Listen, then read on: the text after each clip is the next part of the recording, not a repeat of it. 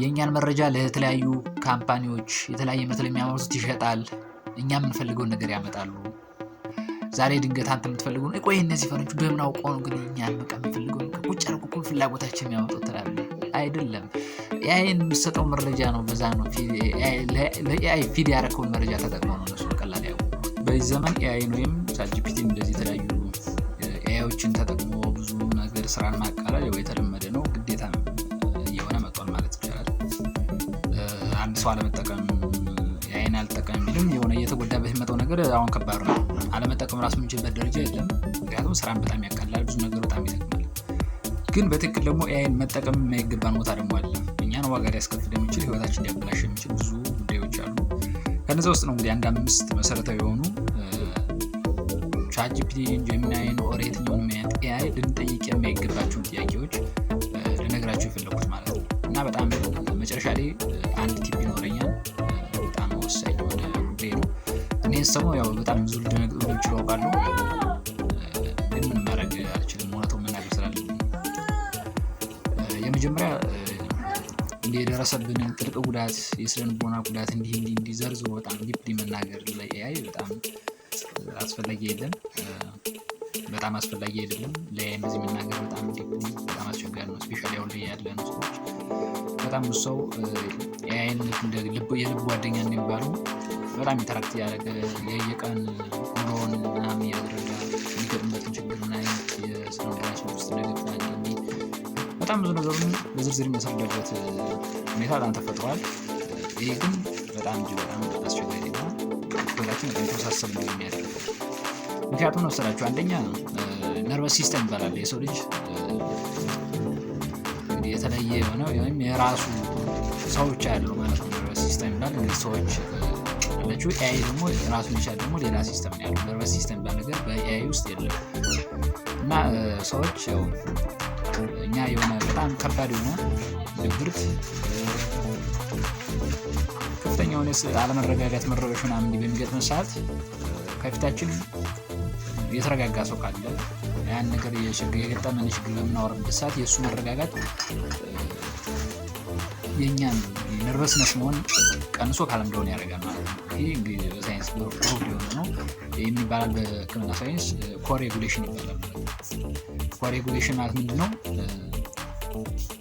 የተረጋጋ ሰው በምናይበት ሰዓት የእኛ አለመረጋጋት ይጠፋል ነው። የዛ የተረጋጋ ሰው ወደኛ ይቀባል ነው። የነርቨስ ሲስተም ተመሳሳይ ቻትጂፒቲን ኦር ጀሚናይን ኤአይ በምንጠቀምበት ሰዓት ግን የሆነ እኛን የረበሸ ጉዳይ አለ፣ የሆነ ከፍተኛ የሆነ ሳይኮሎጂካል ትሮማ ይኖራል፣ የስነልቦና ጉዳት አለ። ያን ነገር በጣም ዲፕሊ በተናገርነው ቁጥር እኛን ሊያረጋጋ የሚችል የለም። ምክንያቱም ኤአይ ነው፣ ነርቨስ ሲስተም ባለ ነገር በሱ ውስጥ የለም። ስለዚህ ምን ይሆናል ማለት ነው? እኛ እንደገና እየተባባሰ ነው ችግሩ ወይም የደረሰብን የስነልቦና ጉዳት በጣም እየተባባሰ በጣም እየተባባሰ ኦር ሲቪር እየሆነ ይመጣል ማለት ነው። እንዲሁም ሰምታችሁ ከሆነ በቅርብ ደግሞ ያው ቻትጂፒቲ ታስታውሳለች ተከሶ ነበር እና ምንድነው አንድን ወጣት ራሱ እንዲያጠፋው እስከ መምከር የደረሰበት ሁኔታ አለ። ገብቷችኋል? ስለዚህ በዚህ ደረጃ ነው። አንደኛ ሙሉ እምነት መስጠት አንችልም ለኤአይ፣ እሱ ብቻ አይደለም። ሁለተኛ ግን እነሱ እንኳን ምክር ባይመክሩ እንኳን ኖርማሊ ሰው ሊረጋጋበት የሚችል መንገድ የለውም። እየበለጠ ወደ ተባባሰው ችግር ነው እየገባ ያለው ማለት ነው። እና ከዚያ የሕክምና ስነልቦናዊ ጉዳዮችን ለቻትጂፒቲ ፈጽሞ እንዳያታገሩ። ሁለተኛ የህመም ምልክቶችን ዘርዝሮ መናገር። ይህ ደግሞ ኮመን ስፔሻሊ አሁን ላይ በጣም እንትን ብሏል። ብዙ ሰው እያንዳንዱ ሲምፕተም ሳይኑ ምናምን ምልክቶችን የሚያደርገውን ነገር ጽፎ ኤአይ ላይ ቻትጂፒቲ ላይ ጠይቆ ምናምን መድኃኒቱን ጨርሶ ሁሉ ሕክምና ሄዷል እና ሄዶ ፋርማሲ ሁሉ ይህን መድኃኒት ስጠኝ ለምን ሲለው አይ እንደዚህ ነው በሽታ ምናምን። ግን ይህ ትክክል ነው ብላችሁ ታስባለች? ፈጽሞ የተሳሳተና በጣም እኛን ህይወታችን አደጋ ውስጥ የሚከት ነገር። ምክንያቱም ኤአይ በራሱ እንግዲህ ሴንስ የለውም ምናምን በራሱ እውቀት የለውም ነው። ዓለም ላይ የተጻሉ እንግዲህ በዩቲዩብ በጎግል የተለያዩ መጽሐፍቶች ምናምን የተጫኑለታል እሱን እውቀት የሆነ ኖሌጅ ፊድ እንዲያደርግ ማለት ነው። እና ያን በመከተል ነው አሁን እውቀት ሰብስቦ ያን ኢንተርፕሬት እያደረጋለ ማለት ነው ይሄ ኤአይ ማለት ነው እንጂ ኖርማሊ እንግዲህ ጎግል ላይ ምን ይችላል ብዙ የተሳሳተ ደግሞ እንትን ይኖራል አብሮ። አሁን ትክክለኛ የሕክምና ሳይንስ እንደሚጻፈው ሁሉ ትክክለኛ ለሆነ ደግሞ ብዙ ነገር አብሮ ይጨምራል። ስለዚህ ሁሉም ግን አንድ አድርጎ ነው እሱ እንትን ያለና አሁን እናንተ ጥያቄ በጠየቁበት ሰዓት የበሽታችሁ ምልክት ተናግራችሁ ምንድነው መፍትሄ ሆናችሁ በመጠየቁበት ሰዓት ትክክለኛ መፍትሄ ሆኖ ላይነግራችሁ ይችላል። እንግዲህ የተሳሳተ መረጃ ኢንተርፕሬት ማድረግ ስለማይችል ያልሆነ የከፋ ችግር ወይም በሽታ ተናግሮ እናንተን የበለጠ ፍርሃት ውስጥ የበለጠ ችግር ውስጥ ይከታችኋል። ስለዚህ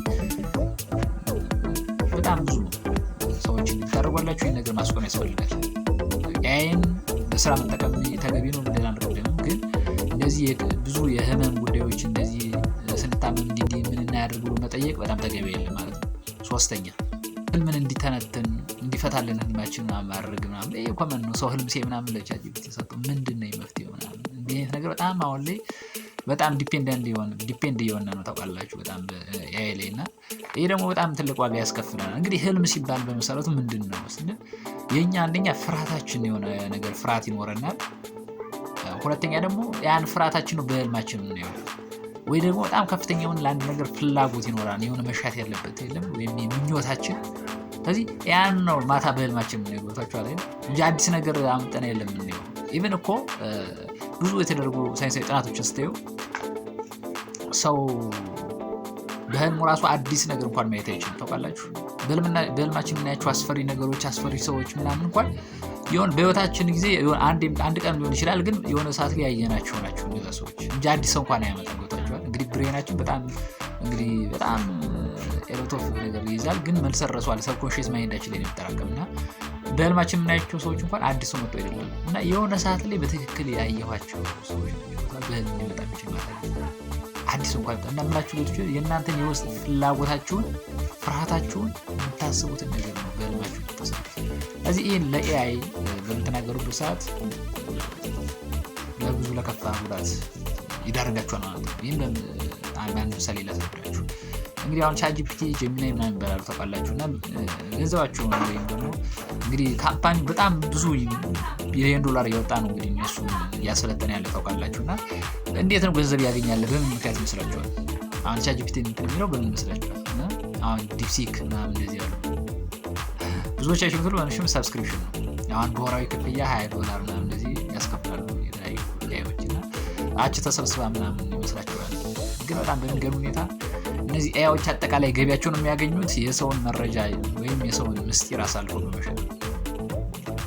እኛ የምንሰጠው የተለያየ ነገር አለ፣ ያን ለተለያዩ የንግድ ማስታወቂያዎች ሚሊዮኖች አሁን አንተ የፈራው ነገር አለ ምኞት አለ ነው ህልም ውስጥ። ስለዚህ ያን ነገር ለማስታወቂያዎች ማስታወቂያ የሚሰሩ ሰዎች ትልልቅ ካምፓኒዎች እና ድርጅቶች ይሸጠዋል። እነሱ ያን ነገር ይሰርተው ለአንተ የምትፈልገው ነገር ያቀርቡልሃል ማለት ነው።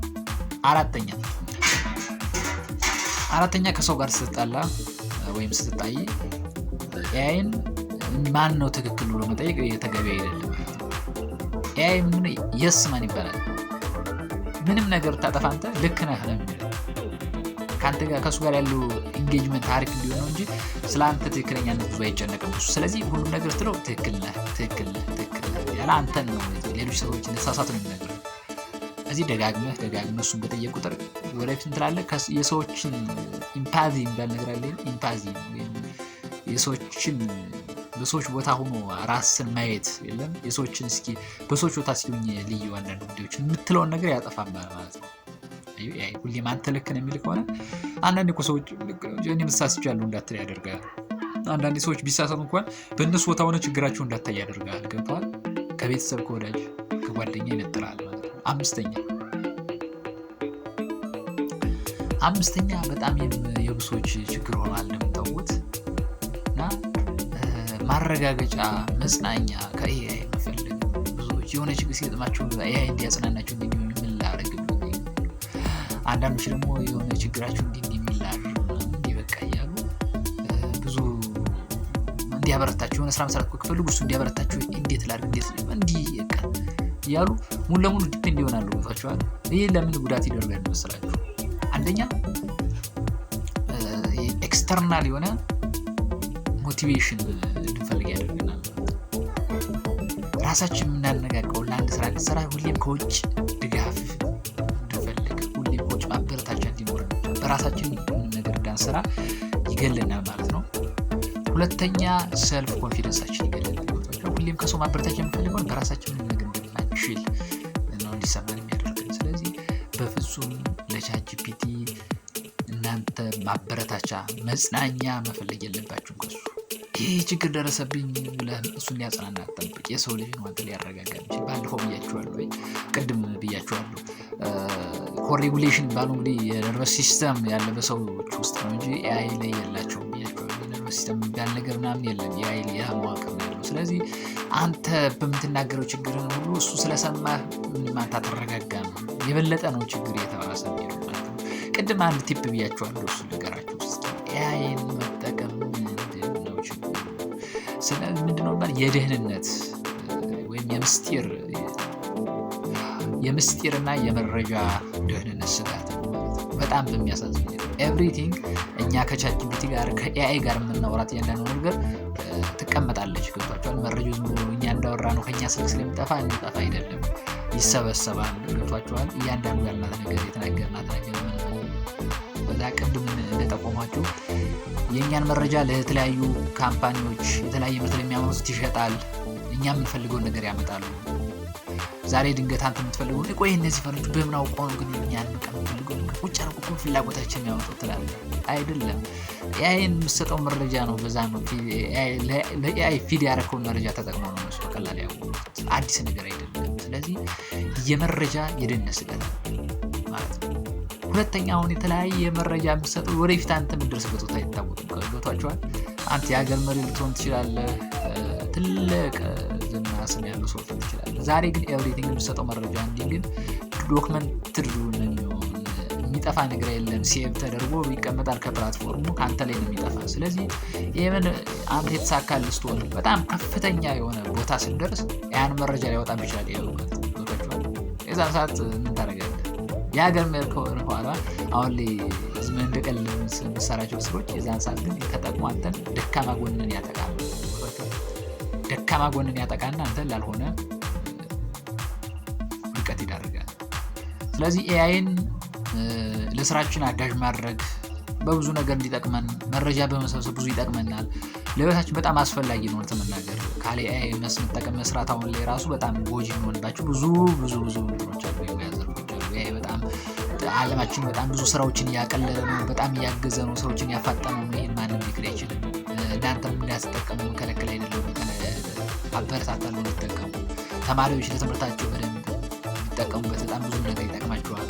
ነገር አንዳንድ ሀገሮች ኤአይን ራሱ ከትምህርት ካሪኩለማቸው ውስጥ አብረው ያካተቱ ሀገሮች ሁሉ እንዳሉ ታውቃላችሁ። ግን እነዚህን 5 ነገር አሁን ያልኳቸውን ግን በጥንቃቄ መሆን መቻል አለበት ማለት ነው። እነዚህን ማጋራት ለወደፊት ህይወታችን ዋጋ ሊያስከፍለን ይችላል። ይህን ነገር እያሰብንበት ቤተሰቦች እንግዲህ ዛሬ ያጋራኋችሁ መረጃ በጣም ጠቃሚ ሆኖ እንደምታገኙት ተስፋ አደርጋለሁ።